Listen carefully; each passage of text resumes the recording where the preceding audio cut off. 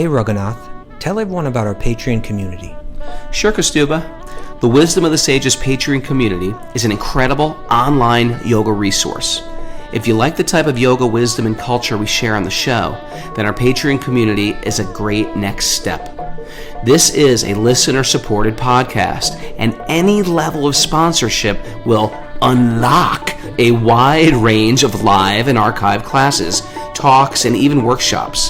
Raghunath teaches, I teach, and we have a host of other excellent teachers on topics ranging from yoga philosophy, asana classes, storytelling, Ayurveda, kirtan, cooking, meditation, and a lot more.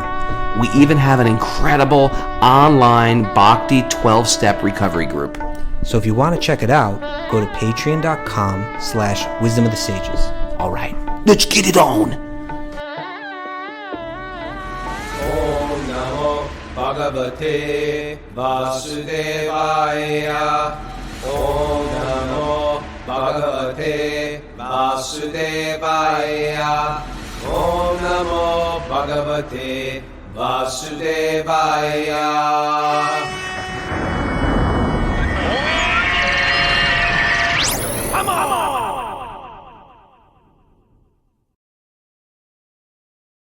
Live from beautiful, sunny, sunshine state of Florida. Florida, as my kids say. Don't say Florida, Dad. This it's is gorgeous Wisdom down there, Stages, Raghunath. a daily yoga podcast with your host, Raghunath, and co-host and senior educator at the Bhakti Center in New York, Kostuba Das. Welcome to the show, everybody. Welcome to Florida. We got Mara here spinning the dials, and we are enjoying beautiful St. Augustine. Kostuba, there's a whole nother world out there. I think you're in Maya, Raghunath. I think you are in Maya right now down there. You know, it's interesting you say that because I actually think you're in Maya. that proves you're in Maya. I was going to say that proves you're in Maya. No, that I'm in double Maya. proves. You're in Maya. You're in so much Maya, you don't even know you're in Maya. You think everyone else is in Maya. That's the first symptom of those in Maya. Well, you better take a good look in the mirror, mister, okay? Let me just say, sunshine is good for you. Okay. Palm trees are beautiful. All right. Flowers grow all the time. The ocean humbles you, Kostuba. Does And it? the people are though? nice. Does it? And Are I they? tell you, Are I've they? seen the nicest pickup trucks. I'm not talking about. You see, I this think is I have what a nice worries pickup me, truck. Raghunath. You see, These are the nicest pickup trucks I've ever seen. It's just a unique thing. I'm not even saying that makes you Raghunath, the conscious. sugar All rush I'm that you're saying getting is- from I'm this. not These even are like- saying that makes you extra conscious. Well, I'm confused about that. well, I'm just saying there's like 80. Everyone's got like an $80,000 to $100,000 pickup truck around here, and there's no dirt on them. I can wash my car. I could detail my car. As soon as I drive up my road, it's covered in dust again. Everything is nice. Everything is clean. Everything is organized. The people are pretty nice. Raghunath, And you know what? We went to This- Rath Theatre slow down. Slow. Take a deep breath, Raghunath. Slow it down. Ooh. There you go. We went to a great farmer's market. Okay, that's nice. Went to a nice farmer's market. Yeah. What else happened? There you go. Went to Rath Theatre, met some really nice devotees, met a lot of others, including Bhakti Okay. Tom and his family. Okay. Okay. Bhakti Oscar, the Orlando crew is there. There's a whole posse in Orlando. Everything is better here. Okay. Take a deep breath, Raghunath. Okay. Breathe it in and breathe out all this ridiculous attachment. Kostuba. Breathe it out. Kostuba, Breathe you need it to go out. outside more. You need to see the ocean. You're confined in that box. The world lives outside, Kostuba. Okay. What else have I missed here? We had a great interview I yesterday. wanted to talk about. Oh, was it good? Bhuta Baba is a special soul. He's very special soul. Mm, Yeah. Some mm. announcements? Yes, but before the announcements, we got a lot of interesting feedback, which led me to do some in-depth research on Anne Frank. We talked about Anne Oh, Frank. hold it. yesterday. Does this have to do with the reincarnation? Yeah. Now, I haven't Very- looked into that, but I'm a little concerned that you may be accepting as a fact without substantial evidence. Could that be a possibility? Or did you freeze? I I think by Christian miracle, Raghunath got frozen just as he was about to throw out the conspiracies theories about Anne Frank. All right, hopefully Raghunath will be back soon. I don't know what the announcements are today, but I assume that there is a Bhakti recovery meeting today. I'm not sure. I'm gonna have a hard time doing the questions without Raghunath. We need him back. All right, I guess I don't know what to do, but just to get started without him. Everybody ready? Here we go. I will read. Wait, Oh, I'm you're back. back. You're back. Okay, what happened? Something happened. That God cut you off because you're about to start speculating. I think that's what happened. No, I don't think that was it. I think Okay. God said, Well, you know, okay, these tell people me- aren't ready for your information yet. Tell me about not the Anne ready. Frank thing. All right, the Anne Frank thing is very interesting. There's a woman. It's just the same as these other people that we've studied. Zoom is quitting. No, Are you no. Okay, that's the old one. We hear these stories about these children who have memories of previous strong lives. memories, like of names of places, and we've talked about that on the show before. It's a very weird phenomenon that happens. So What this happened? one lady from childhood was just convinced of her name. My name is Anne. No, you're calling me this. My name is Anne. From when she was a little baby, and then she'd have horrific nightmares, and she started to describe everything just like in her previous life, and her parents didn't know how to deal with it. They were Christian, goes against their worldview, but the more and more of this stuff came out, then she started to share how she had to keep it private because people were heckling her and making fun of her. But it seems like psychiatrist when she was 6 years old, and she realized, like, oh, the way the adults are responding to this is like something's not right, so I'm just going to keep this to myself. I'm going to keep it to myself. But the fact is, she just knew more and more. At what age did it start to come out? Very early, like 2. All right. Yeah. And then when she was And then when she was 10, they went to the Anne Frank, because they were European. So they were like, let's go on a trip to all the famous places Anne Frank Museum or something. Yeah, they went to the Anne Frank Museum, and she's like, I know exactly where this is. I know where this is. And they've done some, and she's like, how can you know where it is? He goes, and then she started leading her parents to where it was. He goes, it's very close to here. You don't need to look on a map. I'll show you where it is. I know this area. And it was just one of those things. Anyway, thought that was interesting. That happens. That happens. Thank you for that. All right, let's get into the questions right now. Wait, can I make an Wait, there's more things to talk about. Okay. There was by the way, I was admiring a pickup truck at the Rath Yatra. You see, this is wrong. No. This is like there was a pickup truck at the Rath Yatra that was orange. I was like, look at this cool pickup truck. And then you know how some pickup trucks are made by Dodge Rams, which also can be read as Ram. Yes. So I went in the back of the truck where it said Ram, and it said Ram, and it said Krishna Das right underneath it. So it was a devotee's modified pickup truck.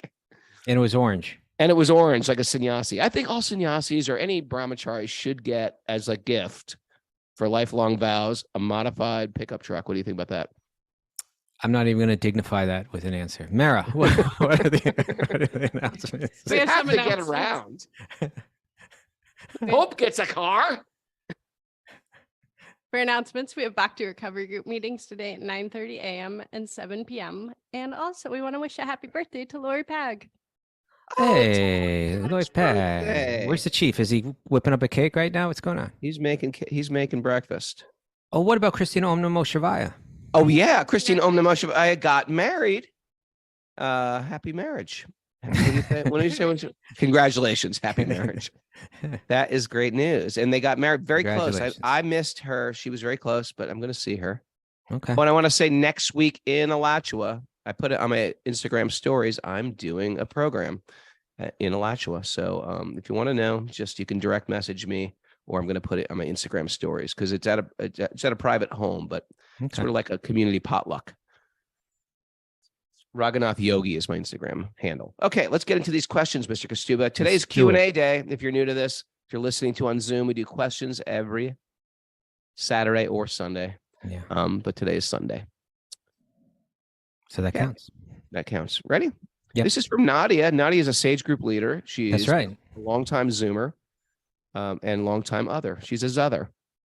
And she's got a question from one of her Sage Grouplings. That's right.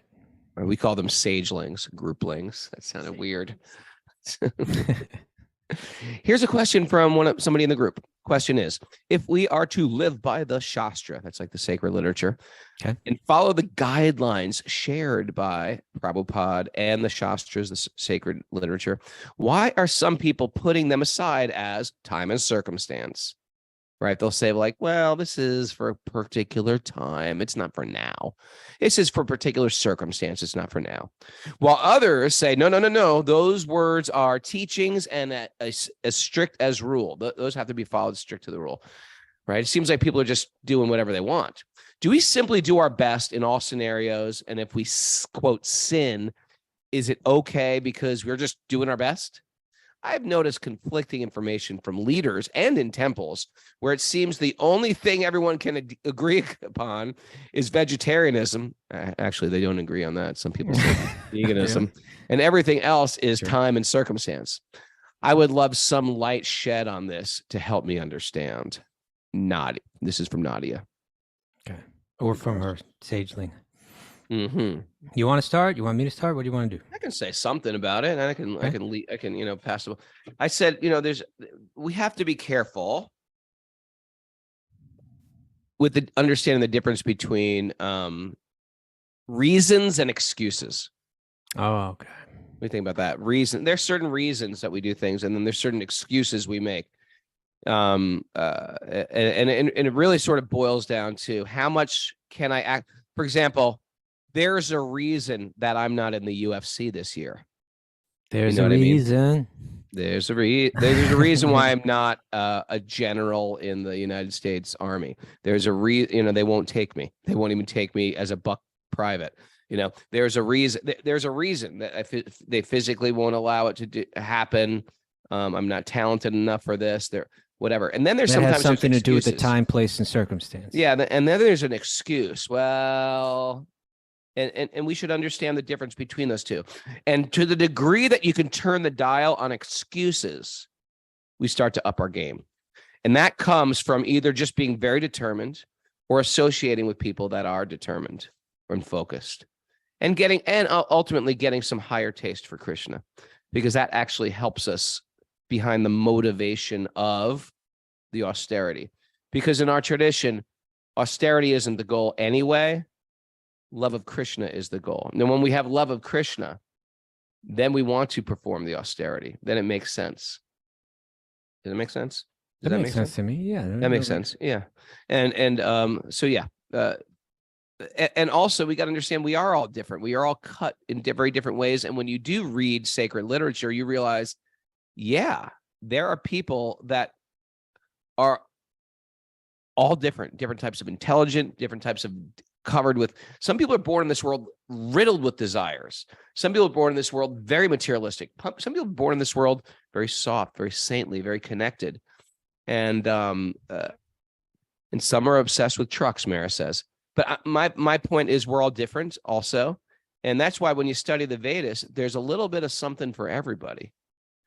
And ultimately, we have to understand the end game and see how much we can rise to meeting that as much as we can. But no matter how hard we try, there's certain attachments that people are going to have. And that's why also it's important to focus on us, because it's easy for me to say, well, why is Kastuba like this? Why isn't he doing this? Shouldn't he stand up a little taller? Kastuba's spiritual life is none of my business. You know what's my business? My business. That's my business. And so we do a lot of the focus is on ourselves. And if I want to up my game and not make excuses, then I have to hang out with people who are upping their game. Or better yet, I have to hang out with people who are very attached to hearing about Krishna. I can use one example of, let's just say with food. So someone could say, well, you're vegetarian. That's good. But truthfully, you shouldn't be eating all this garlic and onions because, as devotees, we don't like to offer food that is filled with garlic and onions. So I was like, all right, I buy this food and I can't eat garlic and onions. Okay, I'm going to try really hard. But my wife's Italian. She always cooks everything with garlic, and I got to avoid that when she's cooking it. And I'm going to work really hard. Oh, I'm just going to eat it, whatever. She made me dinner. I'm not going to. All right, and so I'm working with these excuses, And then I was like, oh, or then the guy's a little bit more austere. He says, you know what? I don't need any garlic and onions in my food. I'm good with that. But better if I'm just attached to Krishna. If I'm really, really attached to Krishna, I'm thinking, I'm going to offer all this food to Krishna. And Krishna likes a particular diet. And this diet happens to be very sattvic and very good for you as well. And I just want to offer Krishna food that he likes. See, if I keep the main thing, then I'm following all those austerities naturally and not just from some artificial austerity. Because you could follow the artificial austerity, I don't need onions and garlic, say, but still be eating them for your own sense enjoyment. And when you look at the end game as pure love of Krishna, all the other things will come naturally. You don't have to worry about regulating your senses. You don't have to worry about bad association. You don't have to worry about, reading or chanting. You'll want to do all those things. You'll be eager to want to do all those things. You understand my point, Kaustubha? I do. I think it's a good point, Raghunath. Okay. What do you think? I've said enough. We'll welcome you back. But so this person said they're getting conflicting information. They said from leaders and in temples, right? So, these are people, hopefully you're going to people that are more experienced and you're trying to get some answers to questions, and they're giving you different information. So it's like, it can be confusing, The fact is that the practice is like simultaneously it's simple, but the application can be subtle, and this is so important because, there's that quote by William Blake. That quote by William Blake? It was a famous one. Is it? No, let me hear. Both read the Bible day and night, but you read black where I read white. You've heard that one before? Never did. Never heard that? Never heard that. So two people are reading the same book, but they're coming up with different ideas based on it, right? Therefore, if we're so simple that the book just listed, here's what you got to do, here are the regulations and so on, just do this, then that's all we would need. But there are three different sources that we're going to try to figure this out, right? Guru, Sadhu, and Shastra. Shastra is one of them, the text. But there's also the example of these, great souls, the sadhus. And there's also Guru, who's meant to help you interpret all of this. So there may be leaders in temples and so on who have their different opinions about how to apply this best and so on. But really, you have to find somebody that you trust, or some people that you trust, that are going to help tailor this for you, right? Because we're all individuals. The whole process is challenging in the sense that we're working with individuals, and individuals have individual conditioning. They have individual attachments. They have habits. They have emotional states. They have intellectual capacities. They come from different cultures. They're in different social circumstances. They have different responsibilities in life. So you can read the same book, and if you're speaking to a mother of 6 children and a monk living in a cave, they're going to be different ways that you apply what you're reading and different regulations for them, Like that. And yeah, so there is a question of time, place, and certainty. It's called Kala Desha Patra, right? That it may be that due to circumstances, we should apply these teachings in a different way for different people. What's emphasized for one person isn't emphasized for another person. A great example of that, and one that we've used recently on the show, was this story about Narada. Mm-hmm. No one's a more qualified guru than Narada. He was instructing Vyasadeva himself, who wrote the Shastra, right? And the hunter Mrigari, right? So Narada's walking around, he's seeing all these half-killed animals. He's like, what is this? Who would do this? Why, hunting is one thing. This is another thing. This is like torture. It's torture, yeah. And then he found Mrigari the hunter, who was like, he was getting off on just like half killing animals. And Narada recognized for this person, I'm not going to instruct them the way that I would instruct just anyone else. Wherever his head is at right now, he's not the kind of person that's going to be able to accept my full instruction. I'm going to have to tailor it for him. So he said, and even when the hunter saw him, he was kind of appreciative. You could sense the saintliness of Narada. And so, so Narada said, look, I'm going to ask you one thing, if you have to kill these animals, then please kill them outright. Full on kill them. Don't leave them half killed in this suffering condition. See, nowadays, if that happened, Kostuba, they would take a little sound clip of Narada and say, see, Narada said, kill animals. Cancel him. Cancel Narada. So that's an application of the subtlety and the application of it, right? We're all in different circumstances. Some of us are married with kids. Some of us are single. Some of us are young. Some of us are old. Some of us come from this culture. Some of us come from that culture. It can be tailored so that it's, because the whole point of all these rules and regulations is not to follow the rules and regulations. It's not like the goal is to become the strictest follower of the rules and regulations. No. The rules and regulations are applied for a higher purpose. Smartavya satatam vishnor vishvartav no najatuchit. You know that one, Raghunath? I see you nodding. I don't. I'm nodding like I do know it. I was like, oh yeah, that one. No, I don't know it. Sarve vidi nashedasyor, etior eva kinkara. Smartavya satatam vish. One should be remembering Vishnu. One should be remembering God all the time. And vishvartav no najatuchit. And never forgetting him. And then it says, Sarve vidi nasheda. Right, all of the instructions, and nisheda, all of the prohibitions, they should all be seen as etior eva kinkara. These servants of these first two, to always remember God, never forget God.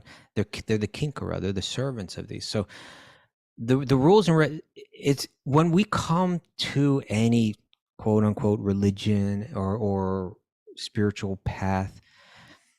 In our immature state, we may be very prone to thinking, okay, it's all about following these rules. Those that are following the rules are better than those that aren't following the rules. Right.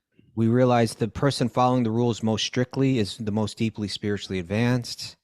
These are not necessarily true.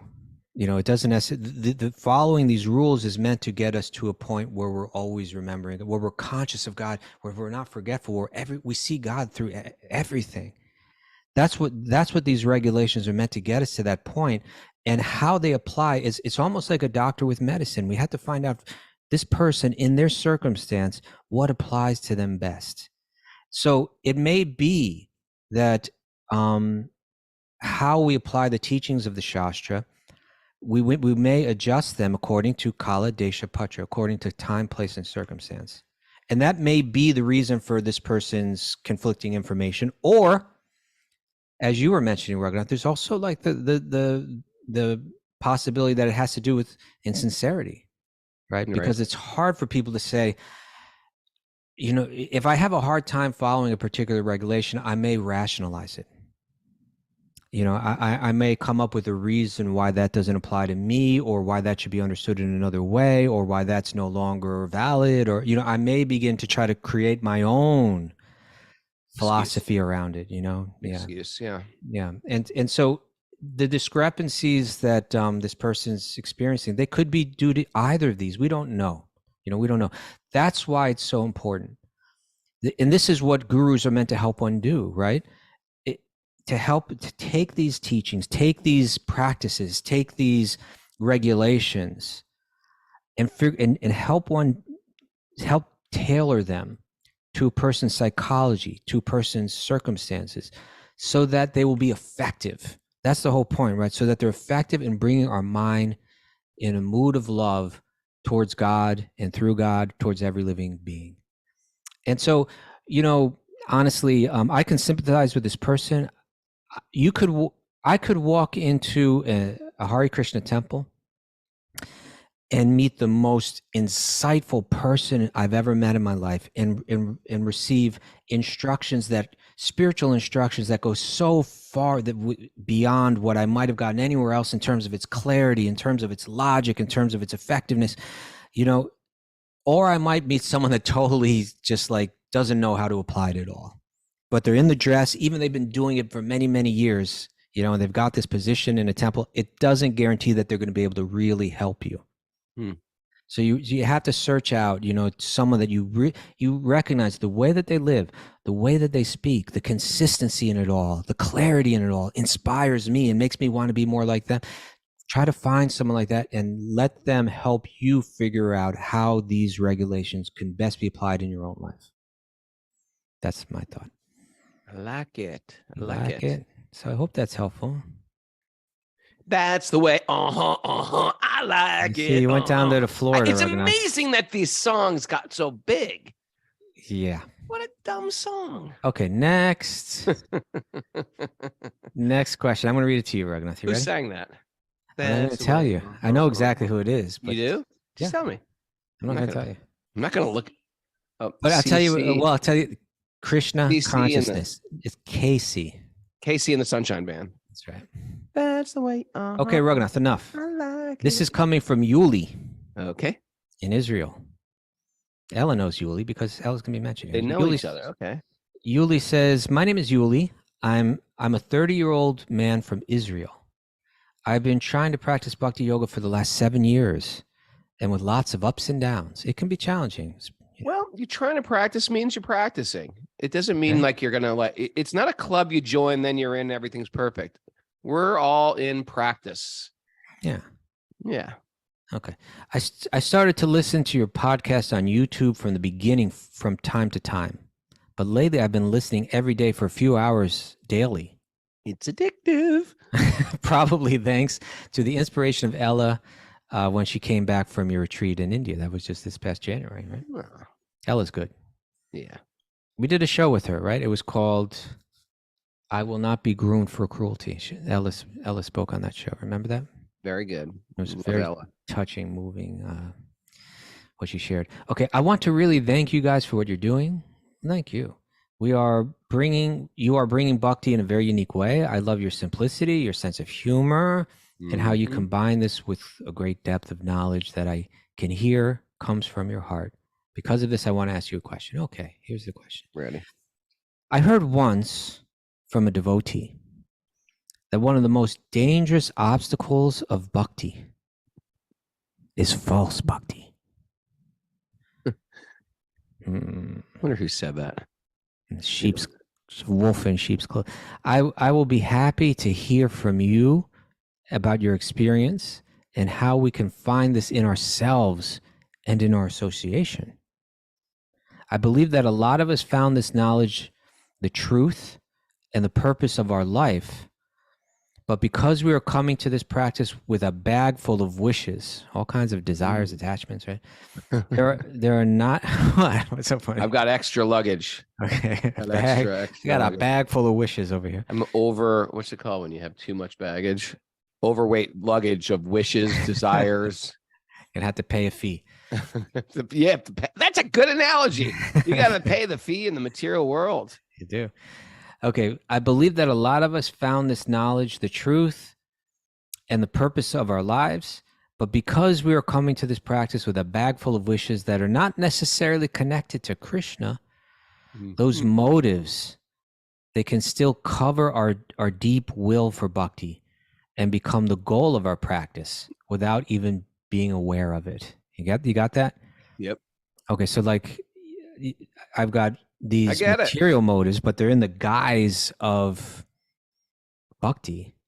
And then Or I think sometimes that you might don't go- even realize, like, I like bhakti because it gives me this, but I don't realize what bhakti is actually asking for. Mm, So we take a step forward, but we don't even realize that actually I've been motivated by my ego. I've been motivated by, I don't want to go to college. I don't know what to do with my life. These guys seem happy. I want to be happy. I don't You know want what to I go mean? to college. I don't wanna That's your go- whole reason that you're here. It was. You know, well, sometimes people will do it. I don't want to grow up. I don't want to face reality. I want to live in an ashram and sit on the floor with a bunch of boys and eat Okay, but- sabji and rice. But this person was mentioning, Yuli was mentioning false bhakti, right? Is that the term that he used? Well, I get it, but his point was it's coming into bhakti with lots of other desires. Yeah. So it appears like bhakti, but it could be, you might be attracted to one thing, but in bhakti, it's going to start to strip away everything. That's how I look at his question. And I think that it's not just with him, it's we're all coming into our spiritual life, probably with some sincerity and probably with a bunch of other interesting desires that sort of bhakti can give also, but it's not the goal. We appreciate simple living. Hey, these Krishna guys are into simple living. We appreciate like philosophy. Yeah, these Krishna guys are into philosophy. Yeah, we appreciate flower garlands. There's so many. We appreciate art and culture and ragas and music. They offer all this stuff. But they're also saying that there's actually nothing of the material world that will satisfy your heart. Are you ready to digest that? That's a big one. That's a big horse pill, Kastuba. Yeah, it's a really great question. Even like as we were discussing in the previous one, we come to this practice. It's a new thing. It's an exciting thing. It has all these different answers. It has all these inspiring people. It has all these deep insights, these helpful and colorful practices. And it's all meant to transform us, right? We're meant to have an experience of transformation, which has, and this is the way that our great, acharyas, the great teachers have characterized it. They say it's like what we're trying to do is like within the heart, you're trying to make the heart pure so that Krishna will sit there, right? And that you're, in one sense, we're carrying God in our heart all the time. That's the Paramatma. That's God. That's God's presence in the same way that God is present in the heart of every living being. But for the devotee, for the bhakti yogi, they want Krishna to sit there in their heart in a different way, right? Yeah. Like not just someone that's witnessing, but actually the Krishna, that sweet baby Krishna that they love, that they feel Krishna there present in their mind, in their heart at every moment. And that so the metaphor that they use sometimes, like the heart is like a temple. And just like a temple should be very pure, very clean, very sacred, like you purify that spot, then you install the deity on that spot, right? So like the heart is like that temple. You want it to become very pure. Okay, so what does it need to become pure of? And in the beginning, it seems like, oh, I need to give up eating meat. Okay, I can do that, right? I need to get my whole sexual thing regulated properly. Okay, I can do that, I'm working on it. Working on it. What's that working? I'm saying some people have a different. Some things are a project for different people, and some people are like, check that one. Yeah, but the thing is, there's some fascinating things written about this. One is there in the Madhurya Kandambini, right? Vishwanath Chakravarti Thakur, he writes about this. As one starts to advance in bhakti, one kind of is like blessed in a certain way. It can become attractive to people, your qualities that you're developing. And then look out, because then those other hurdles, which are much more subtle, but are really what really needs to be. You see, there's this story. Well, it's not. There's a story in the Chaitanya Charitamrita about when Sri Chaitanya takes a whole group of devotees to cleanse this temple, right? Where the deity comes once a year to spend time, where Lord Jagannath comes, right? They bring Lord Jagannath there. They're called the Gundicha temple. And the idea is like, okay, well, we need to clean the whole place up. We're bringing Lord Jagannath in. We have to clean it up. And so he's engaging everyone in cleaning. And they're like, okay, we cleaned it. Hey, it's clean. He's like, no. Watch this. And he starts to clean it more and more. And they're like, my God, we didn't realize that it was still so dirty in there. There's a power washer in there. Yeah. So power wash my heart. It's an analogy for the heart, right? Okay. Power wash my heart. It sounds like a country song. Now that you're down there in Florida, why don't you work on that? I want that done by the time you get back up here. What is that? There's a great country song called, what is it? Achy Breaky Heart? No, Love is Like a Truck. It's serious. Oh God, please, this truck thing. Really... Love like a truck. Okay, you keep talking. Okay, so here's the point that everyone thought, oh, we cleaned it, it's done. No, no, no. You got to go deeper and clean the more subtle dirt that's there. And so writing a commentary, there's a beautiful verse in the Chaitanya Charitamrita that this is it. I pulled it up. It's towards the end of the Leela where everyone had cleaned it and then they cleaned it again. Mm. And then it says, outside the gateway of the temple, all the roads were also cleaned. And no one could tell exactly how this was done.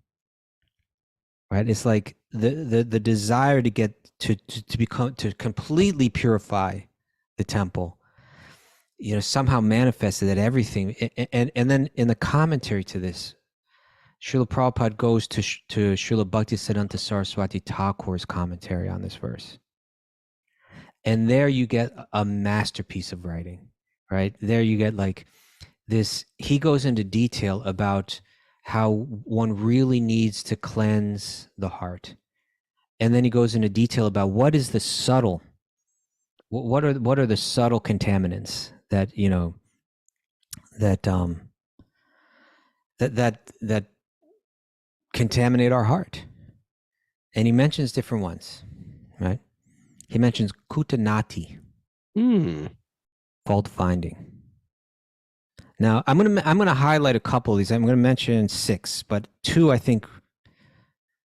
I mean, they all are important, but let's like two or three of them. Let's go into detail with. No, I mean, I'll list them all first. First one is kutanati, fault finding. We can talk about that, right? Because the more pure you think you're getting on the external level, you're looking at everybody else and saying they're not doing what I'm doing, right? You start to find fault, right? It's pratishtasa, the desire for name and fame and for high position. Right. Prestige. That sneaks into an ashram. It's insidious. Sneaks right into an ashram. Okay, so that's you know, we could call that prestige, right? Jiva hingsa, hostility towards other living entities. Yeah, these are real subtle stuff, huh? Nishidachara, accepting forbidden things in the Shastra. Accepting them. Okay. Kama, desire for material gain. Yeah, and puja, hankering for popularity. It's like puja. You want to be worshipped. You want to be worshipped. Yeah. Puja me, please. Puja me. So think about it. Let's look at our spiritual path like this, right? At first, there's a few hurdles, but they're relatively low hurdles. Yeah. Right. But we jump over those low hurdles and we think, look at me. Nobody else has jumped over these hurdles. The whole society out there, they haven't even approached these hurdles. I've jumped over the hurdles, right? No. Mm-mm. Your external following of certain regulations is a very preliminary stage in bhakti. Where we're trying to go is to really go into that subtle contaminants that are deep within us and that prevent us from having a pure heart, you know, an entirely pure heart. And so let's look at these other hurdles are much more challenging. You know, it's much more subtle. It's much deeper. You know, this fault finding, you know, we talk about it so much on the show because it's so important, you know, but yeah, once you jump over those hurdles, suddenly you think you're better than everyone. And we see this in spiritual communities and religious communities all the time. You know, it's what turns people off to them. Right? Someone that's actually not very pure, not very sweet-hearted, not very loving, is just finding fault with everyone. You know, it's a textbook kind of thing, right? Textbook kind of religious kind of. He's right on with this question. Yeah. And we're in the process. And what'll happen is you'll get brought to a fork where you got to choose, do I want to evolve or do I want to keep this attachment? Yeah. It sort of ties in with the first question as well. And I mean, people say, well, how could a person just like move in an ashram? Like that means they're pretty serious. Yes and no. I mean, yes and no. I remember when before I even believed in any of this stuff, I had a girlfriend that was moving into the ashram. I won't tell you her name, but you know her. And I was like, why are you going to move in an ashram? She was like, well, I really like this philosophy. And I really want to learn how to cook all this stuff. And I really want to, I really believe in meditation. I really want to get into this. And then the last thing she said was, and you know what? I just love those saris. I think they are. Hold on, slow down. This person was telling you that they wanted to move into the ashram. They wanted to move into the ashram, and And I you was were trying to talk asking the them out of questions. it. Okay, I was trying to gotcha. talk them out of it. Okay. I was like, why would you do that? Why don't just like, and I. Okay, so all these things, and then the And then saris. something as trite as I love the saris. Really, you're going to join? Back then, it was very cult. You're going to join this cult because you like their outfits? Come on! But we do. We get into spiritual things. We join clubs and groups for like trite little things, Superficial things. Sometimes it's very superficial things. But that whole package is attractive. And there is. It's not to say that there are not substantial things that are drawing you in as well. So I think it's a little bit of mix, and then slowly, our sincerity gets tested, and we're asked to step forward, or stay where you are, or move backwards. Yeah. Krishna consciousness is very attractive. The whole package. I'm with you there. I'm with you there. Yeah. But it's a process of upgrading. The whole process is of upgrading. And when you get into that current, it's almost like getting in a river. It's got the current itself is pushing you to upgrade. And you can either swim against that current, or you could get out of the river and go backwards, or you can hold onto a branch, and not go anywhere. And sometimes we get stuck with such a deep attachment that we're like, I'm not going to let go of this. I'm not going to let go of fault finding. I'm not going to let go of my position here in the temple. I like this position. I like the respect I'm getting, right? Yeah. Even if it means I'm going to have to compromise something else or live duplicitously.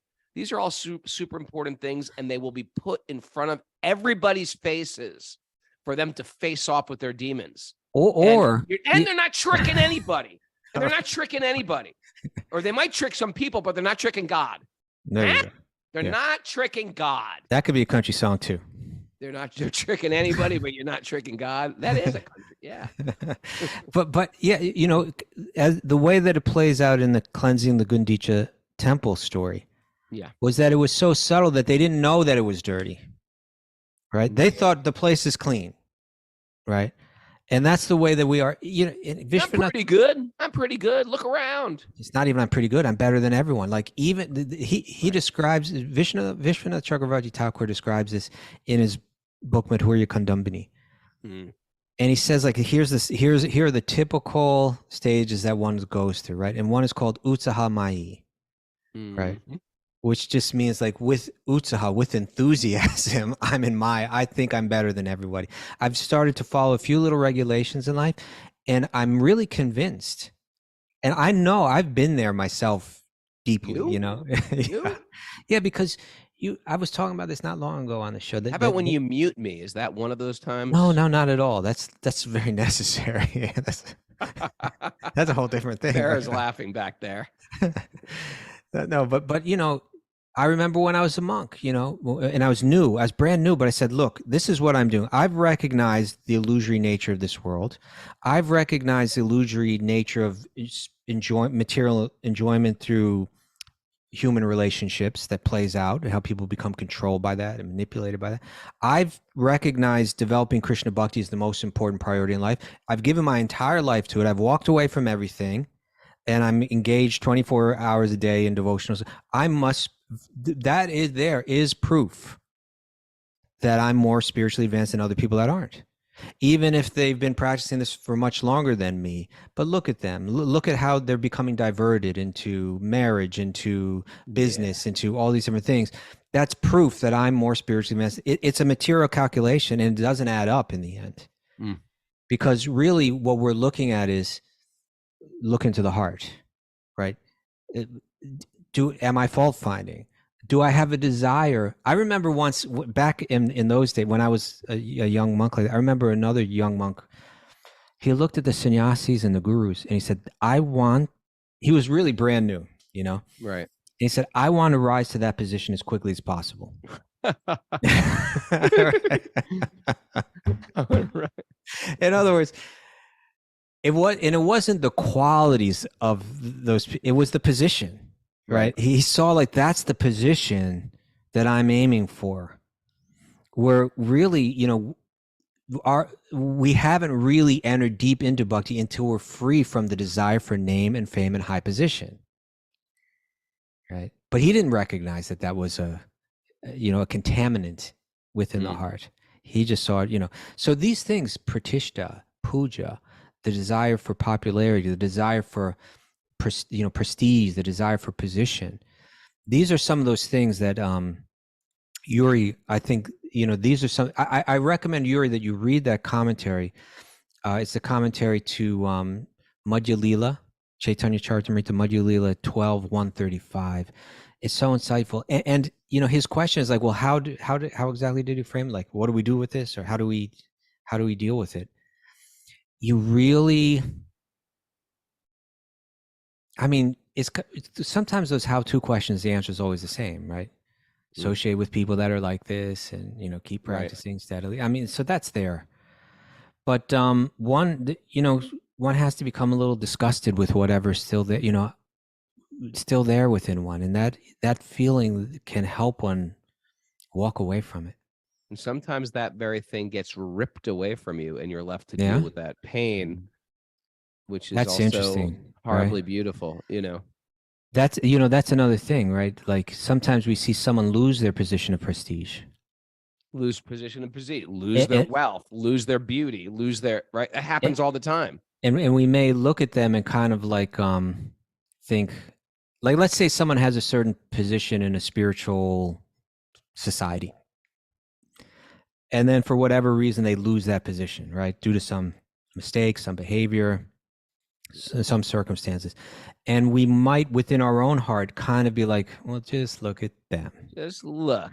Thought you were at the top, and now you're at the bottom. And you thought you were ahead of me. About time you got yours. But I'm ahead of you. Just see. But actually, maybe not. Maybe not, Kastuba. Maybe Krishna took away their position out of out of deep affection and love. It gave them exactly what they needed, so that in this life they're going to wrap the whole thing up.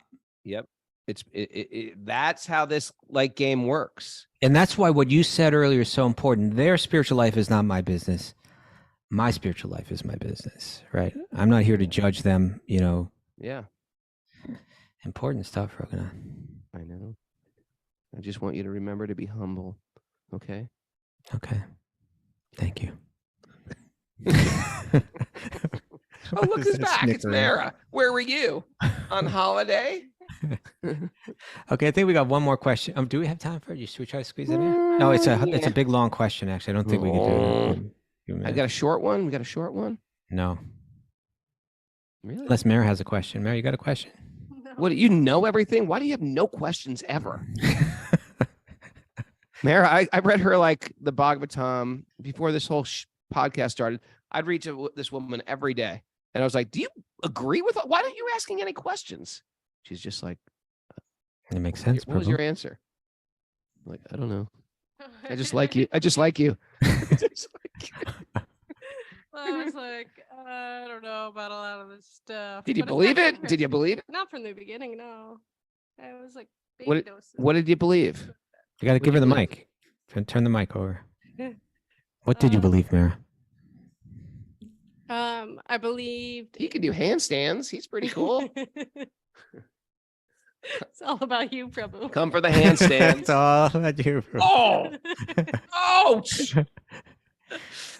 No, I just needed to be spoon-fed at very baby doses. What were your doubts, Mara? Biggest doubts. Darkest. I mean, I remember, not dark, but I mean, at first I was like, reincarnation. Who believes in reincarnation? That's generally an easy one for people. That's usually an easy one. And now you're like, Anne Frank. Now I'm like, well, yeah, it's pretty reasonable. Took me a little while to get. What else? What else was hard to swallow? Man, it's in the 5th canto. Have we read it yet? That stuff about the baby being in the womb and all the pain. Like how? You know what?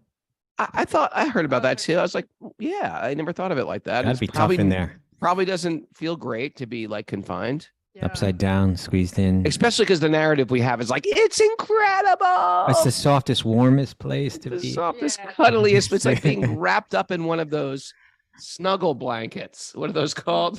Weighted blankets. Oh no, not a Those are weighted so- blanket. Oh, the ones that are like full. Snuggly, Yeah. snuggly, Big, furry, warm. snuggloos. snug- So, Raghunath, what's on your schedule for today? Long walk. I did my first long so walk did I. again On the since beach? since the surgery I had. I did Oh, okay. about 17,000 plus steps yesterday. Nice. Went for a long walk, and You're then not the outro. Rath Yatra helped walking Lord Jagannath around. My Right. kids were there dancing and chanting. And then, There's got to shut it down. Go ahead, continue. then we're gonna walk, and then I think we're gonna have some kirtan with Kosharupa and Badahari Prabhus tonight. Oh, that's Sean will there. be Now you're talking. Now you're Yeah, Badahari the master kirtaneer, and those two were the first two that the first temple I stayed at in Laguna Beach. They were the presidents. right. They're both 19. so nice. There's two people. They don't have any of that junk in the heart. No, Right. they don't got that chunk in the heart anymore. None of it. If they had it, it's over. Yeah. Like when he chastised me for licking my hands in the kitchen temple. That was the right thing to do, right? That Yeah. wasn't them. That was you. That one was on you. It might have been his desire to control. No. It's No, his he desire wanted to to serve. Yeah, good point. It still bothers you. I can see. Still bothers me. I didn't know any better. It was my first day. But I licked my fingers in the sacred temple. Big deal. In the kitchen? Was it in Krishna Radharani's kitchen? Yes, in Radharani's kitchen. Ah. I understand. Isn't it your hand? All right, what else? Your What whole else? arm. Yeah, I licked my whole arm, actually. Terrible behavior. Nara says that's terrible behavior in any kitchen, licking your arms. Yeah, you couldn't make it in Krishna's kitchen, in Mara's kitchen with that. Like couldn't even make it. before she got If into I all this. got hired by Mara and I spilled some soup on my arms, I would probably start licking my arm. And she would be like, that's not appropriate. And I'd be like, you and your ego, who do you think you are? And I'd still resent her to this day. So don't take it personally, Badahari. I think you two got to work this out, Raghunath. It's been yeah? there. It's been there for 35 years, and If you I go tonight, I'm going to squash this right now with Badahari. Listen, we've been holding Work on it to out. something I gotta share. Mara, you mediate the conversation. I think he needs to get this worked out before you come back to New York. You work this out. We're gonna work it out today. I want to know some other stuff that Mara found was weird with Krishna consciousness. The little blue cowherd boy. Oh, that God is a blue cowherd boy, perhaps. Perhaps. What about you, Kostu? What was the weirdest? Well, we talked about this on the show, like the other, not weirdest. I suppose. what was it? What was the weirdest thing? Yeah. Might have been the T-lock. When people put on T-lock and they do it messy, like really, like it's like, what did you do to your face? What's Why going is on? that your face? I mean, it's one thing if it's like really neat and clean. It's like Yeah. okay, but it's like it's just like a Well, also, squash. it's sort of like the men have to wear this. Back then, I love Sikas and Dhotis now, but back then it was just like, why do the men have to wear this and the women get to walk around like a princess? That's not fair. Your average man doesn't wear a dhoti well, you know, especially Most, a Westerner. you know what? When you wear a dhoti well, they look really good. They do. When you don't wear it well, it looks like a big, poofy diaper. Wears the dhoti well, I think. Who? Vishvambar. Also, rock. Oh, my son Rocco wears a like Rocco just puts on a dhoti, looks great. Okay. Does he It do the helps that triple he's- tuck? What does he do? I don't know, but he wears it. I don't know. He wears it well, and yeah, he looks like a Greek, like a Greco-Roman? Greco-Roman leader, You're gonna say God. You almost said God. like it's some type of emperor. Yeah. You didn't give birth to a god, Raghunath, okay? I wear one. I don't wear it well. I think also being short. Nothing looks good on a short guy. That's a problem being short. You know? You're not that short. I'm a little short. And I think sometimes dhotis look better on short guys, actually. no. I think so.